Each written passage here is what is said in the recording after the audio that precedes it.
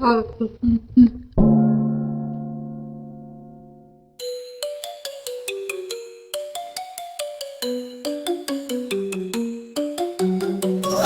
the show. We hope you'll stick around. Mr. Sean is here to terrify and put you in the ground. We've got spooky, we've got scary, we've got horror still unseen. Chimera Miniatures is here to stay. We hope we make you scream.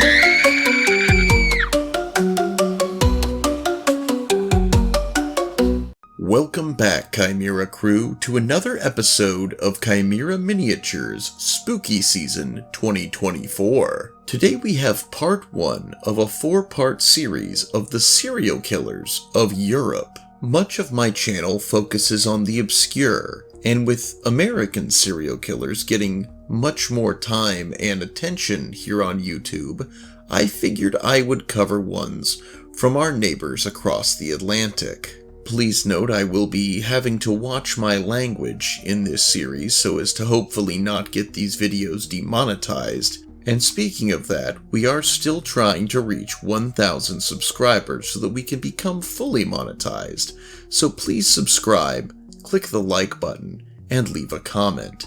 Help the algorithm learn that this channel is worth recommending so that more people can come and share in the terror. Also, I apologize for any mispronunciations that come across in this video, as many of these countries have pronunciations I am unfamiliar with as a common American lowlife. With all that being said, let's begin. We start our journey today in the country of Sweden with Thomas Quick, real name Sture Bergwall, born 1950. Thomas Quick, birth name Sture Bergwall, is one of the most controversial figures in Swedish criminal history. Between the early 1990s and 2001, Quick confessed to a staggering 30 murders across Sweden, Norway, Denmark, and Finland, making him Sweden's most infamous serial killer at the time. His confessions were often bizarre and detailed, and they led to his conviction for 8 murders. Quick's admissions of cannibalism, unaliving of younglings, and libido-motivated unalivings shocked the public and led to widespread media coverage. His confessions were considered credible due to the detailed nature of his descriptions, and the fact that he provided information the police believed only the killer could know. Quick's killings were said to have spanned decades, and his motives were portrayed as deeply rooted in a traumatic childhood filled with sexual abuse and psychological issues. However, the case took a dramatic turn in the early 2000s when Quick began recanting his confessions. By 2008, it became apparent that his confessions had been fabricated, possibly influenced by heavy medication and questionable psychiatric treatment during his time in a mental institution.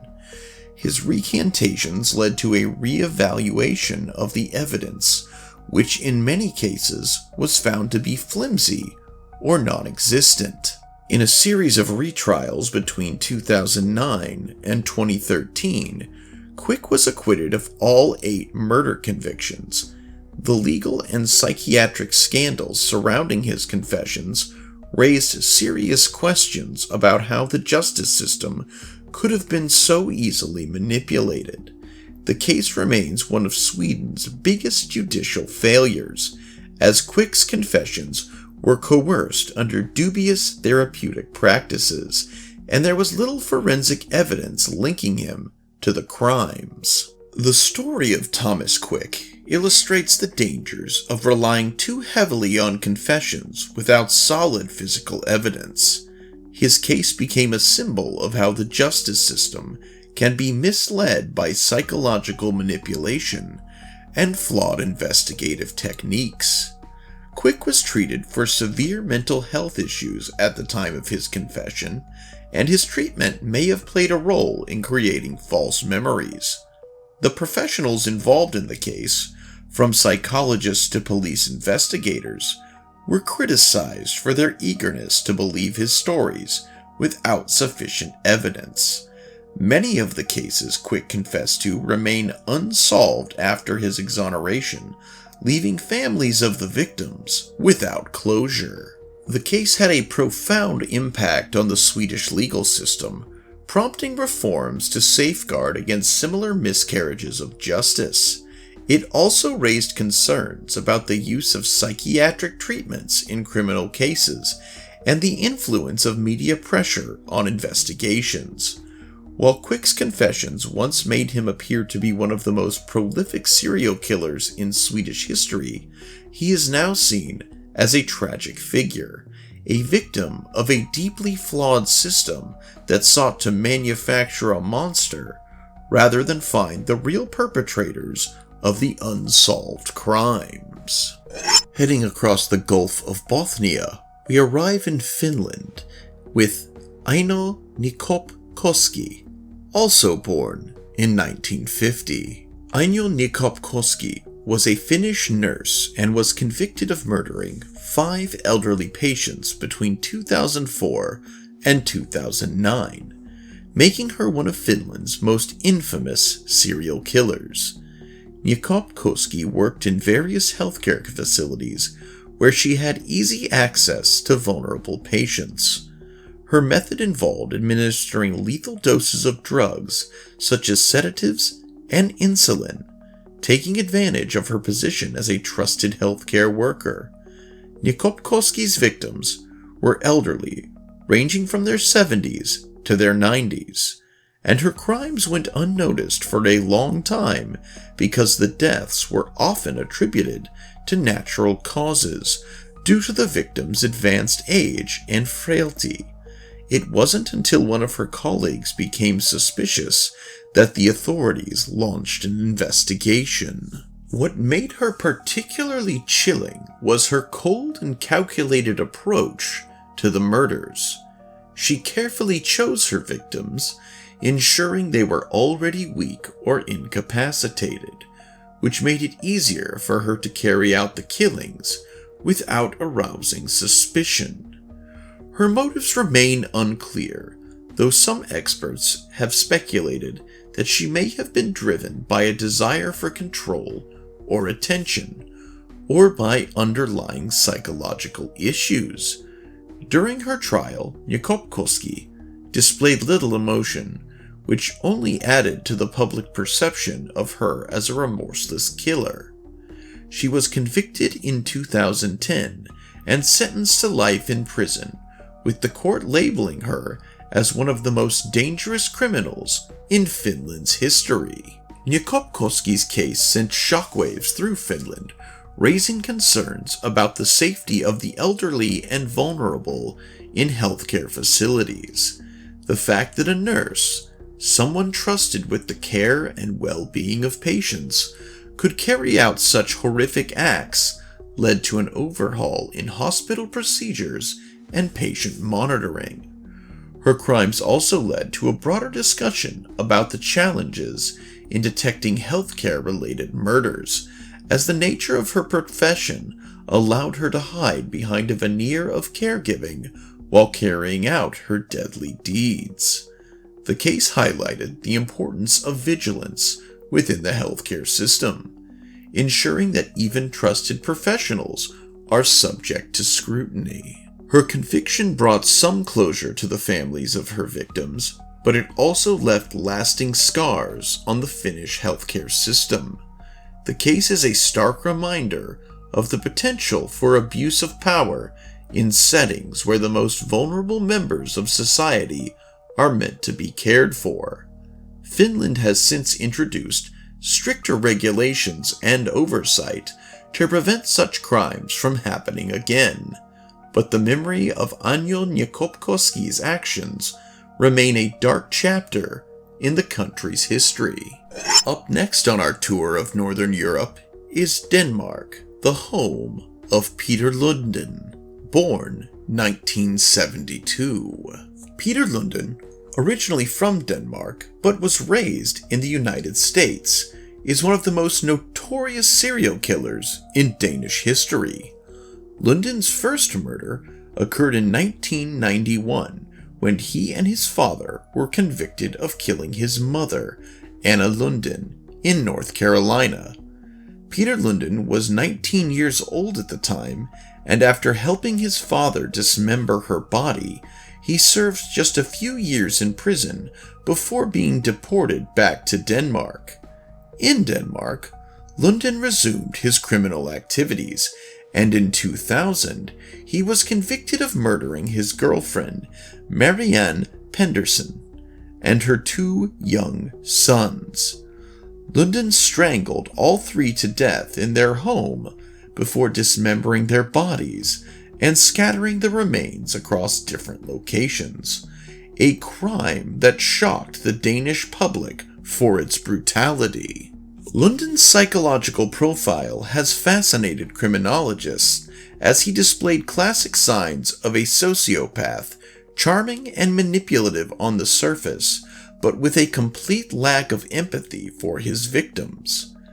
During his trial, Lundin showed no remorse for the murders, further horrifying the public.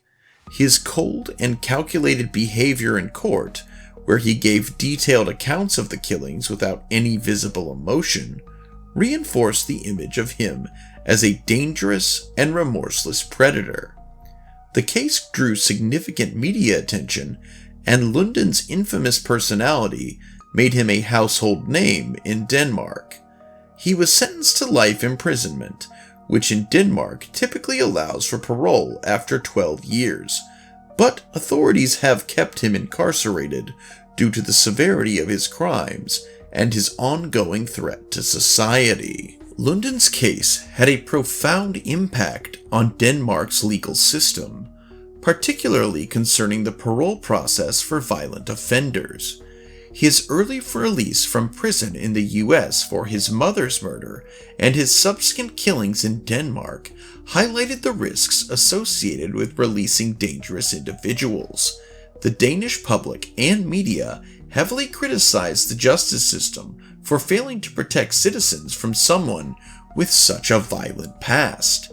In response, Denmark tightened its parole guidelines for violent criminals, ensuring that those deemed dangerous would face stricter evaluations before being considered for release. Even after being in prison, Lundin continued to attract attention, writing a book and giving several high-profile interviews where he attempted to explain his actions. His disturbing charisma and lack of remorse made him a polarizing figure in Denmark, with some viewing him as a monster and others as a tragic product of a deeply dysfunctional upbringing. Regardless, his case remains a powerful example of how early intervention in violent tendencies could prevent future crimes, and it serves as a reminder of the dangers posed by individuals with severe antisocial behaviors. And finally, our trip around Northern Europe comes to an end in the land of the midnight sun, known as Norway, home of Arnfinn Niset, born 1936. Arnfinn Niset was a Norwegian nurse and nursing home manager, and is infamous for being convicted of murdering 22 patients in the late 1970s and early 1980s by poisoning them with a muscle relaxant called succinylmethonium chloride. Niset's murders took place over several years in the Orkdal nursing home in Trøgdelag, where he was the manager. The victims, all elderly patients, were injected with the drug, which caused paralysis and eventually death. Niset's case is notable not only for the number of victims, but also for how long he managed to evade suspicion.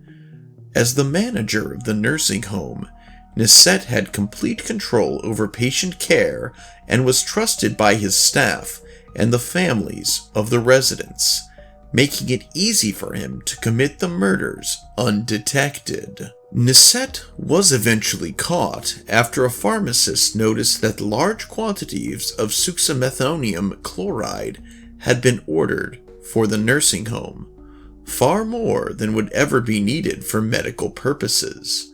This discrepancy led to an investigation that uncovered the string of suspicious deaths.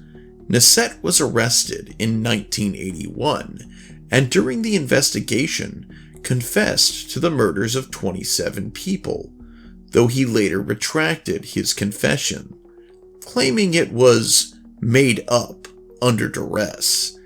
Nevertheless, the evidence against him was overwhelming, and in 1983, he was convicted of 22 murders, though some estimates suggest the actual number of his victims could be higher. Nisette's trial was one of the longest and most complex in Norwegian history, lasting nearly 5 months.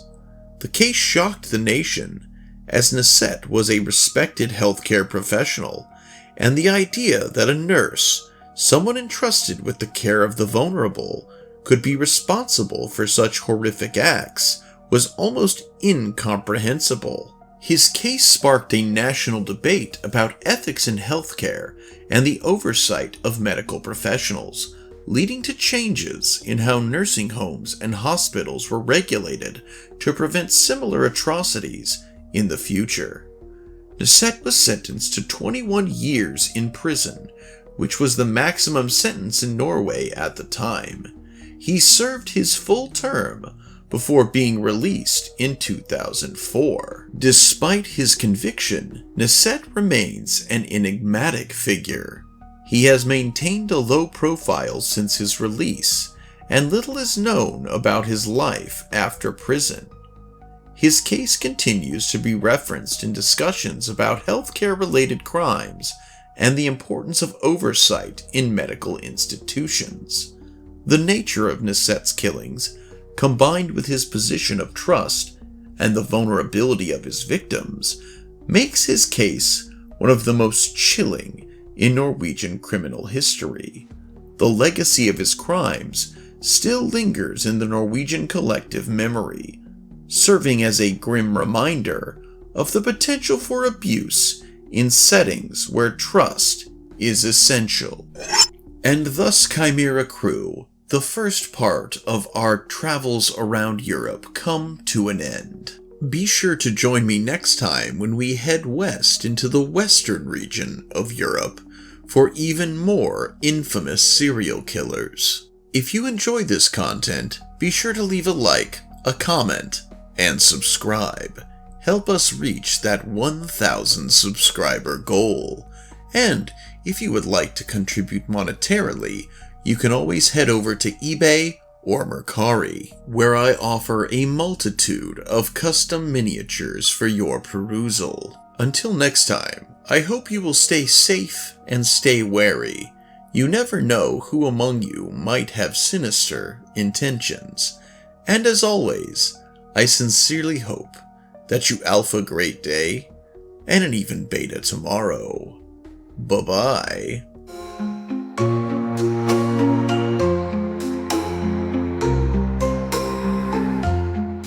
Now the show has reached its end, but fear it doesn't fade.